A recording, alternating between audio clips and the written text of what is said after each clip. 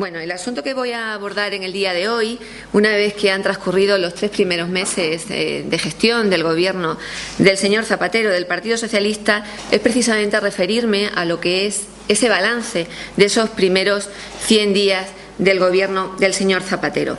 3 primeros meses que se pueden resumir en que el Gobierno, desde luego a juicio del Partido Popular, no gobierna, no gestiona y, desde luego, teniendo en cuenta la situación actual que vive nuestro país, esto es ciertamente preocupante.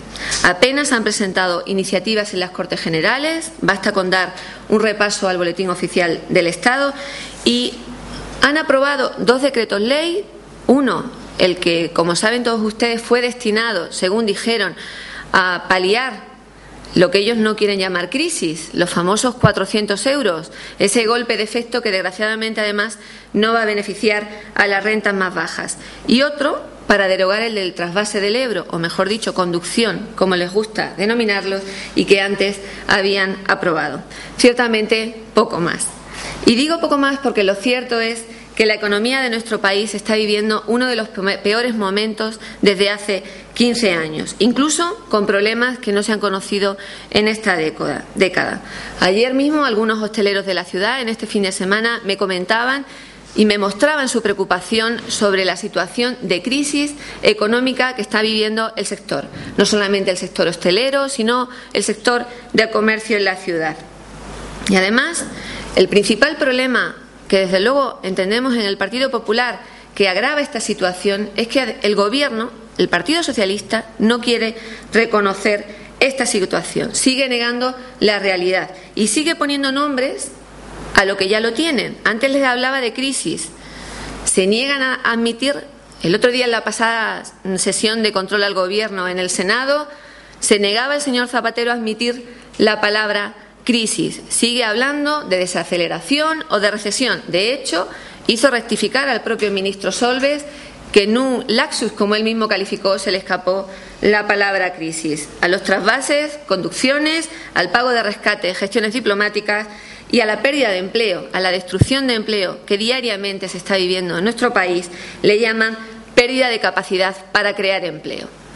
Eso es la situación que ahora mismo se plantea en estos 100 primeros días del Gobierno socialista. Los datos son más que evidentes y además datos que no solamente alertan, no solamente expone el Partido Popular, sino que los ciudadanos han manifestado. El índice de confianza de los consumidores ha caído en más de 7 puntos en el mes de mayo. Tenemos 380.000 parados más que hace un año, cuando el Partido Socialista, les recuerdo, llegó a decir que el pleno empleo estaba a la vuelta de la esquina. En el último mes de mayo se han destruido más de 15.000 empleos, una cifra que además no se recordaba en España desde hace más de 30 años. Tenemos la mayor destrucción de paro juvenil y eso al señor Zapatero parece que no le preocupa. Tenemos una inflación de un 4,7, el doble más que hace un año, y las hipotecas, una hipoteca media se ha incrementado en más de 700 euros anuales. Y esto, los ciudadanos, todos los españoles, lo siguen sufriendo en sus bolsillos. A esto hay que añadir el desplome en la caída el desplome en la construcción, la caída en las ventas de las inmobiliarias, que ha descendido en un 72%, las ventas del comercio minorista. El otro día, como les decía, me comentaban sectores del comercio, también ha caído desde Navidad. La venta de automóviles ha caído en un 24%, de motos un 30%. Las aerolíneas ya están avisando de que la caída en las reservas para vacaciones este verano han caído un 15%. En vista de esta grave situación, y esto no ser alarmistas, ni ser catastrofistas, ni ser antipatriotas, es simplemente reconocer la realidad. Por eso, desde el Partido Popular exigimos a que el presidente de Gobierno, a que el Gobierno socialista, y además así se le hemos hecho saber tanto en el Congreso de los Diputados como en el Senado, que haga con lo que tiene que hacer, que es ponerse a trabajar. Entendemos que estos 100 primeros días de Gobierno, como les decía, han sido absolutamente ineficaces. Deben adoptar medidas que no se limiten a esos escuetos 400 euros. Deben adoptar medidas contundentes para frenar esta crisis que, como les decía, está agobiando a todos los ciudadanos de este país. Que no permita la subida de la luz, que ahora primeros de julio vamos a sufrir todos los ciudadanos y que va a ser de alrededor de un 10%, más del doble del IPC. Que adopten medidas para frenar la inflación, que reduzcan los impuestos, que no los suban, reduzcan los impuestos y desde luego fomenten la competitividad de las empresas. Porque hasta ahora, si uno da el repaso al Boletín Oficial del Estado, lo único que hemos podido ver es un aumento en el número de ministros, de altos cargos y de asesores. Han batido un nuevo récord, un 21% más respecto a la legislatura pasada. Mantiene organismos en quiebra como la Sociedad Pública de Alquiler, aquella, recuerdan ustedes que tuvimos un gran debate además en esta ciudad y que desde luego se ha demostrado absolutamente ineficaz. Y han derrochado el dinero, ese que es tan necesario para combatir esta crisis en cuestiones como el de la publicidad institucional. El año pasado gastaron, y anoten, 269,5 millones de euros en aquella famosa campaña de Gobierno de España, un 25% más que en el 2006. Con todo esto, que yo creo que son datos más que suficientes para acreditar que efectivamente, aunque no le gusta al Partido Socialista, porque además hoy curiosamente leía una nota de prensa del Partido Socialista en los que hablaba de que ya se están empezando a ver los primeros síntomas de que la cuestión económica mejora. Pues yo creo que son datos más que claros, más que objetivos, de que este país necesita de un gobierno que se ponga a trabajar, un gobierno que adopte medidas eficaces para frenar esta crisis. En otro orden de cosas y muy brevemente, ya el pasado viernes se refirió el portavoz del Gobierno, el señor Conesa, a la moción que tanto el senador Imbroda como quien les habla vamos a presentar hoy mismo, en el día de hoy, en el registro del Senado, para solicitar que se actualicen las pensiones de los combatientes rifeños en la guerra civil. Entendemos que es una moción necesaria.